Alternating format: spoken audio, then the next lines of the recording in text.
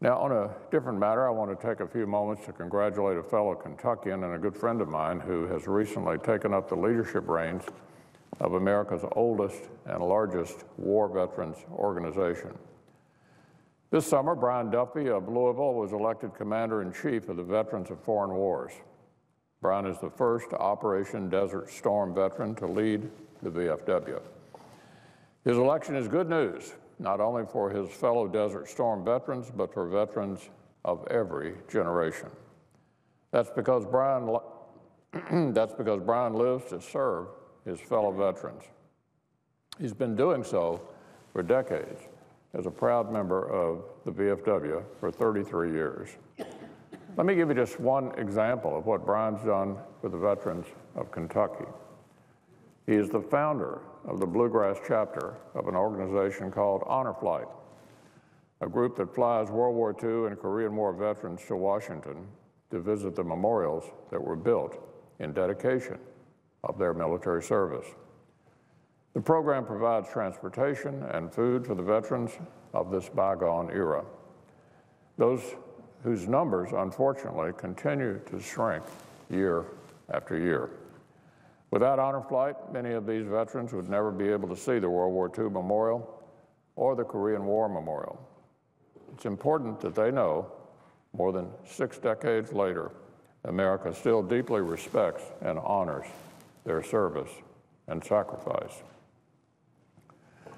My father served in World War II. I've had the pleasure of meeting many of his contemporaries when they come to Washington to make this important trip. Hundreds of Kentucky veterans have completed this journey, thanks to Brian and subsequent leaders of Bluegrass Honor Flight. That's just one way Brian has worked to see that America stands up for its veterans, just as they have so bravely stood up for their country. It's one reason why I know he'll make an excellent Commander-in-Chief for the VFW. Brian served in the U.S. Air Force as a jet engine mechanic on F-4 Phantom fighter aircraft before becoming a flight engineer aboard C-141 Starlifter transport aircraft. He has deployed to Grenada and Panama, as well as Operation Desert Shield and Storm. Brian and his wife, Jean, who has also served in leadership posts for the VFW, live in Louisville and have 2 children, Tara and Andrew. I'm sure his family is proud of Brian, along with many Kentucky veterans, particularly his fellow VFW members at Post 1170.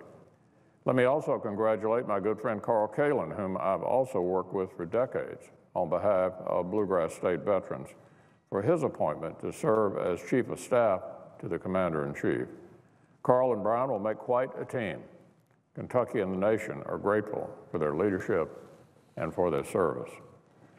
Brian has previously served the VFW as its junior vice commander-in-chief. He also served as the senior vice commander-in-chief.